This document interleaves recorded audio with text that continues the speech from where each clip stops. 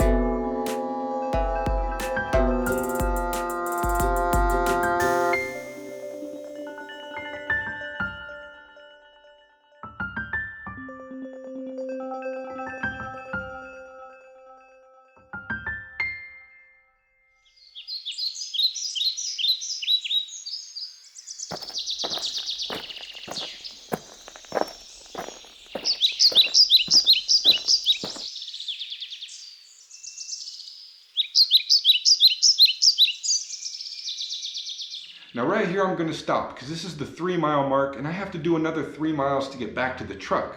One main reason I'm going to stop is because I've already seen the loop roadside, and now that I know that's where this trail dead ends, I don't need to go there. 2, the Vibram 5-finger shoes that I'm wearing, really I didn't need them on this trail, and this is where I learned that those shoes are only good for a couple of miles. Now they're excellent in mud and on lava rocks where you're doing kind of light duty short distances, but what I learned today is that if you're trying to go for a longer trek, man, my feet started feeling weird. So I strongly recommend a normal trail shoe for this particular hike. You don't need anything specific. Hopefully I see you next Friday, and if you like these kind of adventures, please give a like and subscribe. I really appreciate the support. See you next time.